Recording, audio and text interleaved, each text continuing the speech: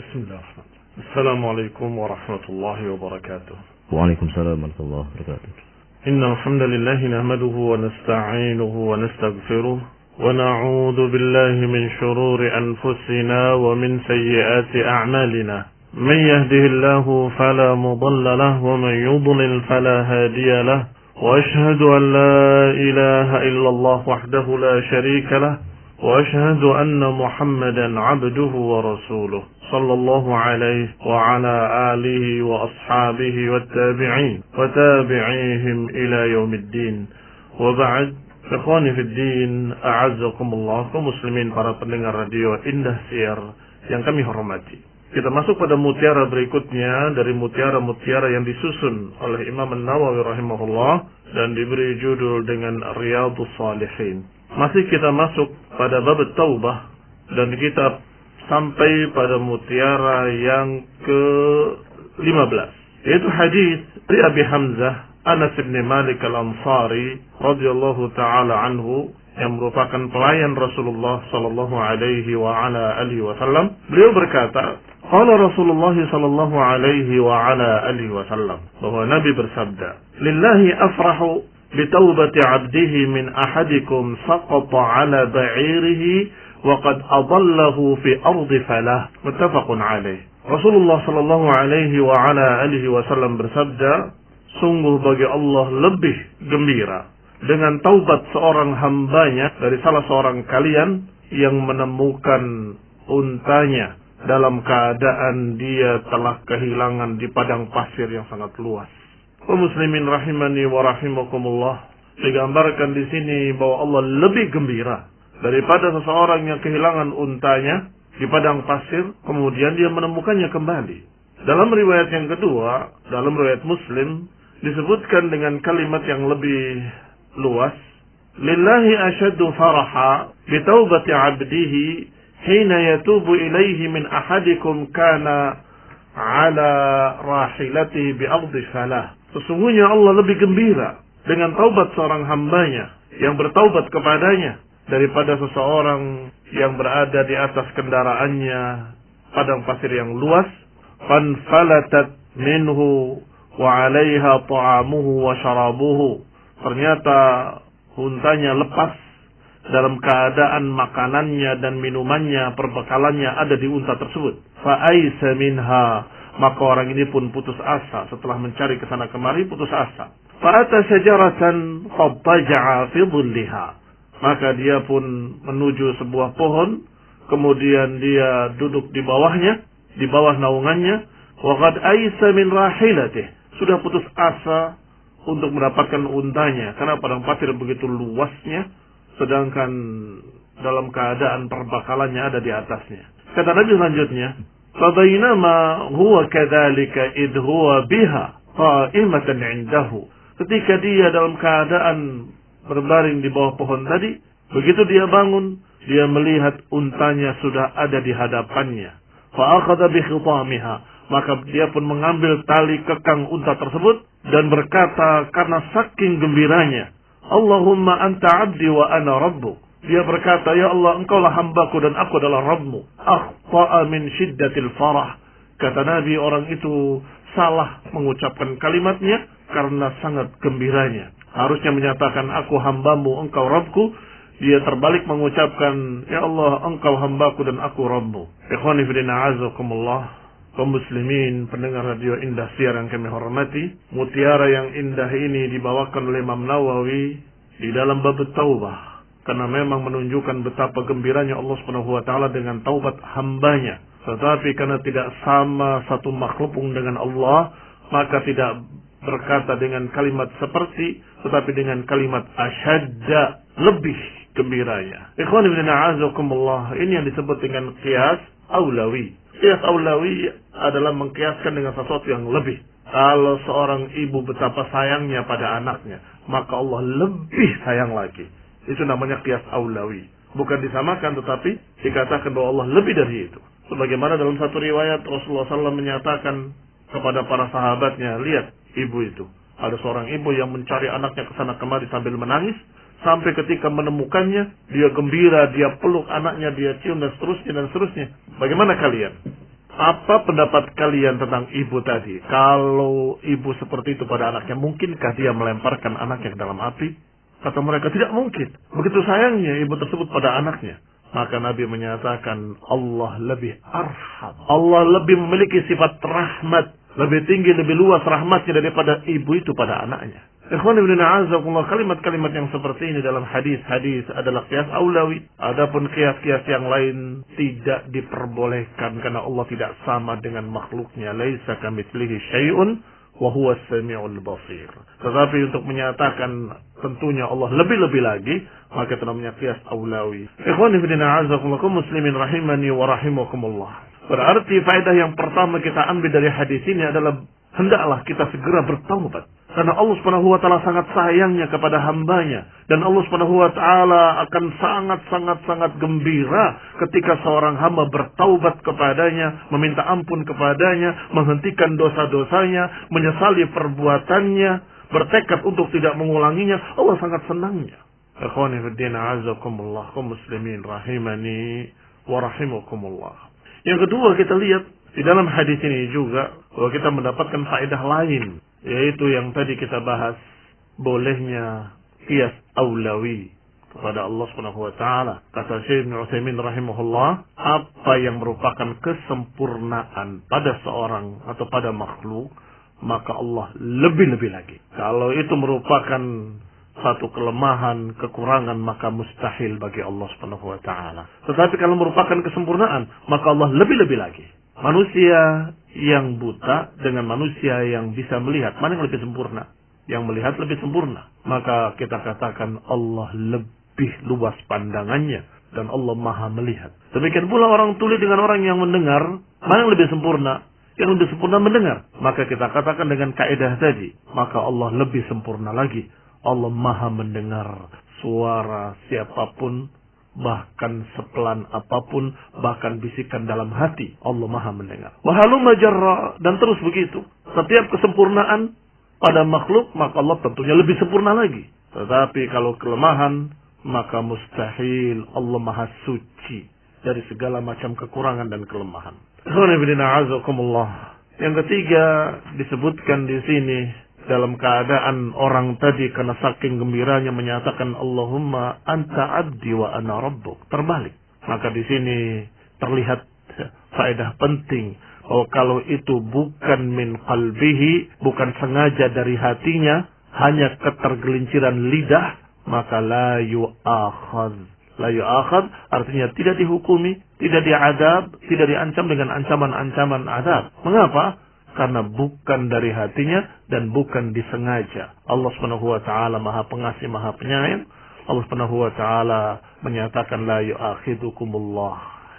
Allah tidak akan menuntut kalian. Atau dalam ayat yang sering kita baca dalam doa kita, atau yang doa yang diajarkan oleh Allah Subhanahu wa taala, Rabbana la tu'akhidna in nasina aw akhtana. Ya Allah, janganlah Engkau tuntut kami, Kau adab kami karena apa yang kami keliru, kami tidak sengaja, atau kami lupa. Disebutkan di dalam tafsirnya riwayat-riwayat bahwa Allah telah mengabulkan doa tersebut dan Allah nggak akan menghukumi orang yang lupa atau tidak sengaja. Dan Nabi menyatakan rufi'al qalam, diangkat pena dari mereka yang lupa sampai dia ingat, dari mereka yang tidak tahu, tidak mengerti sampai dia mengerti, dari mereka yang ila akhir hadis.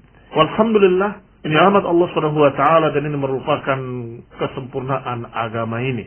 Bahwa perkara yang tidak sengaja terucap dalam keadaan begitu saja, tergelincir lidah, maka itu tidak dihukumi atau tidak diazab atau tidak dihitung oleh Allah Subhanahu wa taala. Diangkat pena. Orang tadi mengucapkan kalimat yang mengerikan, kalimat kufur, menyatakan engkau hambaku dan aku adalah Tuhanmu. Ini mengerikan sekali. Tetapi itu terucap tidak disengaja dari hatinya. Hatinya ingin mengucapkan bahwa aku hambamu dan engkau adalah Rabbku. Tetapi tergelincir karena syiddatil farah. Sebagaimana ucapan Rasulullah SAW, akhta'a min syiddatil farah. Alhamdulillah, 3 faedah ini sangat pentingnya terkait dengan akhlak dan akidah. Semoga Allah SWT memberikan kepada kita taufik dan memberikan kepada kita kemudahan untuk kita bertaubat dari semua kesalahan dan dosa-dosa kita.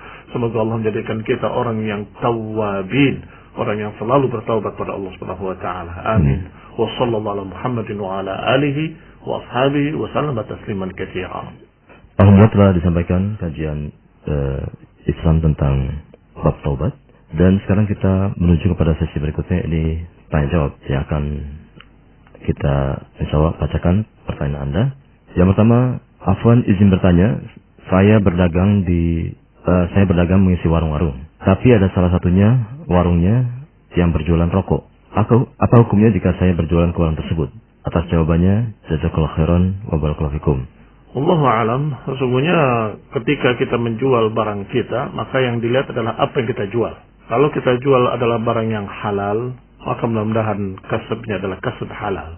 Adapun rokok yang mereka jual gak ada kaitannya dengan kita. Pertama, ketika mereka menjual, belum tentu mereka paham kalau itu adalah haram, dan belum tentu mereka mengerti. Atau kalaupun mereka mengerti, mereka akan mengatakan bahwa itu sebatas makruh dan seterusnya. Maka itu barakallahu fikum berkait dengan orang tersebut. Dan ini mungkin bisa kita analogikan dengan apa yang pernah kita tanyakan kepada beberapa ulama tentang menjual majalah. Bagaimana kita menjual majalah kita, majalah Islam, tapi mereka juga menjual kitab-kitab lain yang begini dan begitu. Kata dia, biarkan. Apa yang kita jual adalah kebaikan, sedangkan apa yang mereka jual adalah kejelekan. Demikian jawabannya, wallahu ta'ala alam. Artinya kita menawarkan kebaikan-kebaikan, kita tidak menawarkan yang haram. Wallahu ta'ala alam. Kecuali kalau memang tempat itu khusus menjual kejelekan, atau tempat itu khusus di tempat yang memang judulnya di atasnya adalah tempat maksiat, misalnya komplek prostitusi dan sejenisnya. Kamu masuk ke sana, kamu taruh barang kamu. Ini yang kita khawatir, itu adalah mendukung apa yang mereka bikin. Tetapi kalau yang namanya toko, ya pasti dia menjual segala sesuatu dari makanan dan minuman yang mereka anggap halal. Wallahu ta'ala alam. Berikutnya, bismillah, assalamualaikum warahmatullahi wabarakatuh. Waalaikumsalam warahmatullahi wabarakatuh. Semoga Ustaz selalu diberi kesehatan oleh Allah Subhanahu wa taala. Afwan mau bertanya, Ustaz, kita ingin menjual rumah atau tanah. Setelah dipasarkan, ada orang yang mau membeli dengan harga cash, dengan harga yang telah disepakati. Tapi setelah mau melakukan transaksi atau akad, kita mengetahui bahwa si pembeli membelinya dengan uang pinjaman dari bank. Bagaimana hukumnya kita sebagai penjual? Jazakumullah khairan. Kalau engkau tahu dia mengambil dari bank dari awal pertama, maka dia nasihati. Itu kewajibannya. Man ra'a minkum munkaran falyughayyirhu biyadihi. Siapa yang melihat kemunkaran, maka dia rubah dengan tangannya. Kalau tidak mampu, maka dengan lisannya. Kalau tidak mampu, maka dengan hatinya. Baik, kalau kita tahu sejak awal. Kalau kita tidak tahu, maka itu bukan urusan kita. Dia dapat uang dari manapun, sedangkan kamu menerimanya dari yang halal, yaitu menjual tanahmu. Pernah kita singgung pada beberapa pertemuan yang lalu bahwa uang haram dari bank itu la yatasalsal, tidak berantai terus, seakan-akan itu uang panas yang kalau pindah ke orang, panasnya pindah ke orang tersebut, padahal orang itu tidak tahu menau.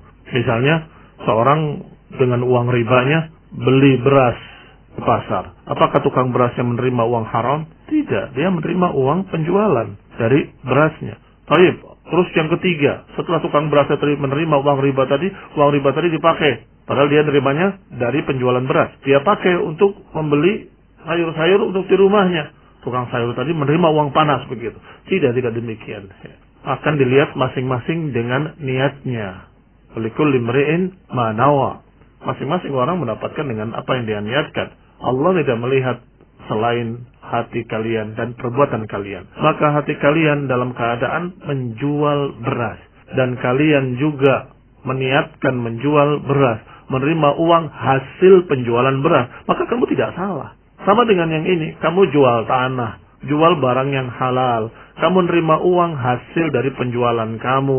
Niat kamu apa? Niat kamu adalah menjual tanah tadi untuk mereka, dan mereka tidak melakukan dengan tanah itu sesuatu yang haram. Apa yang salah? Tetapi masalahnya, man ra'a minkum munkaran. Siapa yang melihat kemunkaran, maka hendaknya dia menegur. Itu yang jadi masalah. Barakallahu fikum. Kemudian bismillah, semoga Ustaz Muhammad dan keluarga selalu diberikan kesehatan dan keberkahan. Amin. Afwan izin bertanya, apakah kita diperbolehkan untuk sholat hajat ketika ada keinginan dan sholat taubat ketika mohon ampun kepada Allah Azza wa Jalla? Jazakallahu khairan. Nah, ada sunnahnya. Walaupun sholatnya sesungguhnya tidak ada perbedaan dengan sholat sunnah lainnya, tetapi disebutkan dalam riwayat tersebut, siapa yang berbuat dosa, kemudian dia sholat 2 rakaat meminta ampun kepada Allah, maka Allah akan ampuni. Maka itu diistilahkan dengan sholat taubat. Demikian pula sholat hajat, siapa yang keinginan atau siapa yang memiliki sesuatu hajat, kemudian dia sholat 2 rakaat, kemudian dia meminta pada Allah, mudah-mudahan Allah akan berikan padanya apa yang merupakan hajat-hajatnya. Allahu ta'ala alam. Adapun salatnya seperti salat sunnah lainnya. Ada pertanyaan mirip dengan pertanyaan sebelumnya atau kemarin-kemarin, Ustaz. Apakah ketika kita berniat untuk bangun akhir malam terus kita salat witir 3 atau 5 rakaat dengan 2 rakaat salam, apakah ini tergolong salat tahajud atau qiyamul lail? Jazakallahu khairan. Jadi sesungguhnya nama-nama itu adalah istilah-istilah dari salat yang sama. Hanya saja kalau sebelum tidur biasa dikatakan qiyamul lail. Tetapi kalau setelah tidur kemudian bangun dijuluki dengan tahajud. Karena jumlahnya witir dikatakan dengan salat witir. Apalagi namanya. Barakallahu fikum. Ini penamaan-penamaan berkait dengan keadaan-keadaannya. Kalau setelah tidur kemudian bangun di akhir malam, maka itu namanya tahajud. Hukumnya sama karena yang termaksud adalah salat yang sama. Tetapi kalau seperti tarawih, belum tidur, habis isya, atau setelah sekian dalam keadaan belum tidur, tidak dikatakan tahajud tapi dikatakan qiyamul lail. Salatnya ya itu juga. Salatul lail ya tahajud.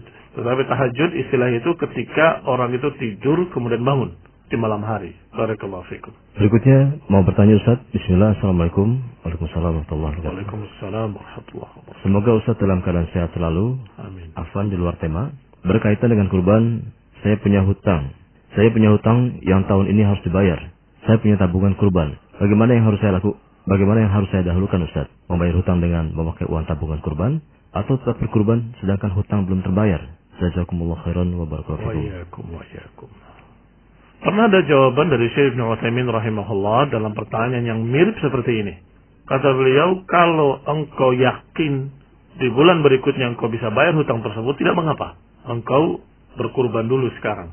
Kalau yakin-yakin itu dalam bahasa fikihnya ghalabatul dhon, prasangka yang kuat, kamu akan mendapatkan uang lagi dan bisa untuk membayar. Tetapi kalau engkau dalam keadaan imma syak, ragu-ragu tuh 50-50, mungkin ya mungkin tidak, dalam keadaan ragu, atau bahkan sebaliknya atau di bawahnya lagi, waham, mungkin nggak bisa saya bayar nanti, maka engkau lebih berkewajiban untuk membayar hutang daripada berkurban, karena itu lebih wajib daripada yang ini. Barakallahu fikum. Wallahu ta'ala a'lam. Bismillah. Assalamualaikum. Waalaikumsalam. Semoga Ustaz Muhammad hafizahullah selalu sehat. Amin. Afan mau tanya di luar tema, apakah hukum berjualan di trotoar atau bawah jalan itu? Dan terima kasih. Itu saja. Kaitannya adalah dengan perkara taat pada penguasa, taat pada pemerintah. Sehingga berjualan di trotoar dan bahu jalan itu, barakallahu fikum, pelanggarannya adalah pada pelanggaran aturan. Adapun pada syurut al-bai', syarat-syarat jual beli, dia tidak berkait dengan syarat-syarat jual beli. Artinya jual belinya tetap sah, tetapi dia telah melanggar pemerintah dan itu melanggar ayat Allah Subhanahu wa taala, atiullah wa atiur rasul wa ulil amri minkum. Taatilah Allah, taatilah Rasul, dan taatilah penguasa kalian atau pemerintah kalian. Sehingga barakallahu fikum, tergantung seberapa mukhalafahnya. Kalau memang situ diizinkan oleh penguasa, ya bagus, maka engkau tidak memiliki kesalahan apapun dan tidak mengapa jual belinya sah. Kalau ternyata itu dilarang, jual belinya tetap sah karena ini tidak berkait dengan syarat jual beli, tetapi engkau telah berbuat kesalahan, yaitu menyelisih penguasa.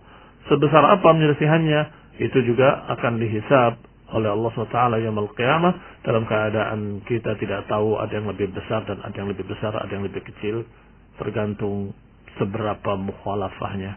Wallahu ta'ala a'lam. Bismillah. Afwan Ustaz, semoga Allah menjaga Anda. Jika kita sering melaksanakan sholat witir, kemudian terluput dari hari itu atau di hari itu, bagaimanakah kita menggantinya? Jazakallahu khairan.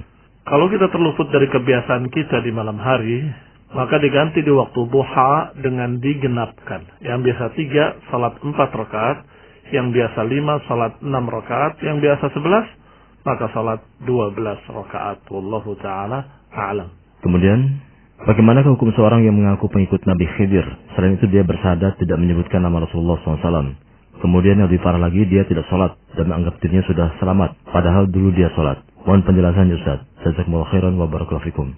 Wafikum barakallah. Ikhwani fiddina azakumullah, para pendengar radio Indah Siar yang kami hormati, dan khususnya juga bagi penanya. Kisah Nabi Khidir ini adalah kisah yang disebutkan di dalam surat Al-Kahfi, dan disebutkan pula dalam tafsirnya, rinciannya bagaimana Nabi Musa ketemu dengan Nabi Khidir, adalah ketika Nabi Musa berkata, apakah ada orang yang lebih alim daripada aku?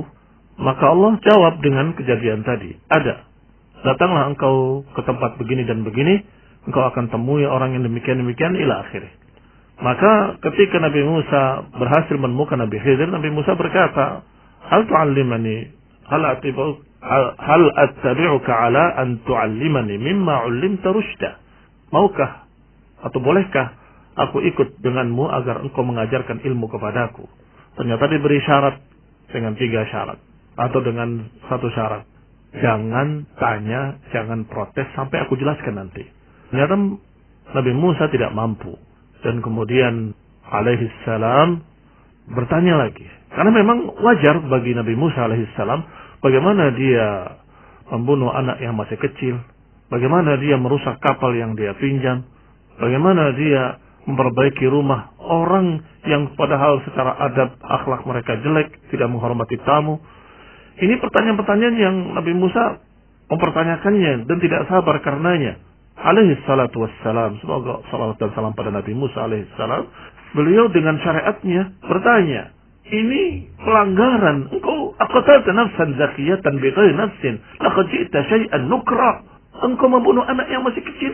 Ini perkara munkar dalam syariat Nabi Musa alaihi salam. Sedangkan Nabi Khidir diberitahu oleh Allah Subhanahu wa taala bahwa ini akan begini-begini bunuh dia. Ini akan begini-begini rusak dia kapalnya. Perintah Allah. Wa ma fa'altuhu an amri, kata Nabi Khidir. Tidaklah aku melakukannya karena perintahku, tapi karena Allah merintahkan aku. Artinya syariat pada Nabi Khidir berbeda dengan syariat pada Nabi Musa. Barakallahu fikum. Sehingga saya heran kalau ada orang yang mengaku-ngaku pengikut Nabi Khidir. Pada Nabi Musa saja dalam keadaan melanggar atau tidak sabar karena syariatnya berbeda, tidak sama. Barang siapa yang menyelisihi syariat Nabi Muhammad sallallahu alaihi wasallam, berarti dia menyelisihi agama Islam, berarti dia keluar dari agama, kan begitu. Sekarang siapa Nabi terakhir? Nabi Muhammad SAW. Dan apa hukum syariat-syariat yang sebelumnya?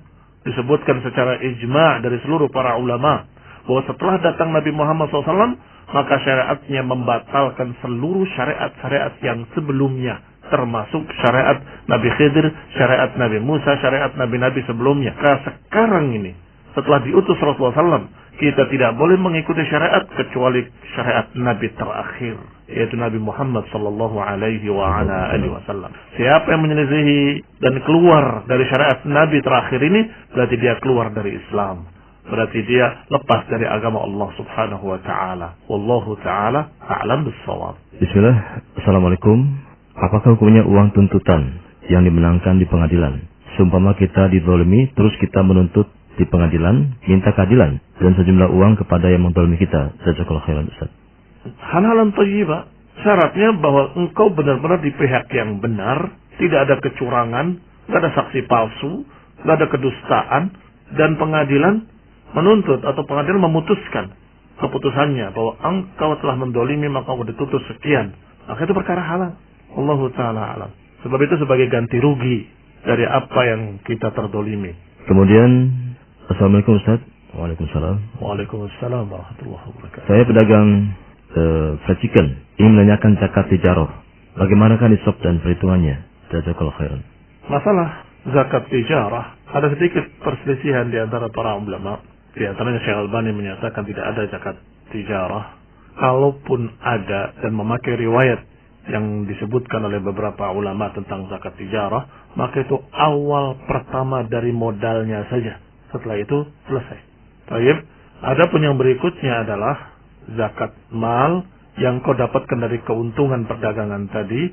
Apakah ada yang tersimpan dan sudah melewati batas nisab, dan saya ingatkan atau saya ingat apa yang saya pernah sampaikan tentang nisabnya ya. Waktu saya sebut 96 atau 98, ternyata setelah saya lihat lagi dalam beberapa kitab disebutkan 85 gram emas, ada yang berpendapat 90, ada yang berpendapat 92. Jadi ini sebagai ralat dari apa yang saya katakan kemarin. Kalau sudah harta itu di atas nilai tersebut, 85 sampai 92 tadi, maka barakallahu fikum, dia di atas nisab. Apakah sudah lewat 12 bulan tetap di atas nisab? Kalau lewat 12 bulan tetap di atas nisab, berarti dia terkena zakat mal yang dia simpan tadi. Barakallahu fikum. Adapun sebagian ulama memang berkata bahwa zakat perdagangan itu ada dan dihitung dengan nisbah. Nisbah itu artinya perbandingan. Apakah kalau dihitung perbandingannya sama dengan 85 gram tadi, lebih atau kurang? Kalau kurang tidak terkena zakat, kalau itu terkena zakat. Misalnya saya punya showroom mobil-mobil mewah, uang saya tidak banyak, tetapi mobil-mobil tadi kalau ditaksir jauh-jauh lebih dari 95 gram, bisa berkilo-kilo emas itu harganya, maka kata mereka terkena zakat. Ini pendapat beberapa fuqaha, khususnya beberapa masyayikh di Saudi ya. Mereka menganggap adanya zakat mal dengan dihitung nilainya. Wallahu ta'ala alam. Dan kalau nggak salah disamakan dengan zakat mal, artinya setiap 12 bulan keluar zakatnya. Tapi saya wallahu ta'ala alam cenderung kepada pendapatnya Syekh Al-Albani, bahwa kalaupun ada zakatnya, maka di awal zakatnya. Kadang-kadang ada orang yang punya masyru' tijarah dalam keadaan secara real hartanya dia tidak banyak, artinya tidak bisa dia keluarkan uangnya, dan tidak mungkin dia ambil dari mobilnya, dia ambil ininya, diambil itunya untuk zakat. Tetapi kalau emas, dia tidak punya uang, ya emasnya yang dikeluarkan, dipotong sedikit, keluarkan emasnya. Barakallahu fikum. Dan Ustaz, jazakallahu atas penyampaian ilmu dan juga jawabannya. Alhamdulillah waktunya sudah selesai. Kaum muslimin, terima kasih atas perhatian Anda dan kebersamaannya, dan juga atensi Anda yang disampaikan. Semoga memberikan manfaat bagi kaum muslimin semuanya. Dan atas salah dan kurangnya kami mohon maaf yang sebesar-besarnya. Akhir kalam, kami undur diri. Wassallallahu ala Muhammadin walhamdulillahil alamin. Subhanakallahumma bihamdika asyhadu an la ilaha illa anta astaghfiruka wa atubu ilaik. Wassalamualaikum warahmatullahi wabarakatuh.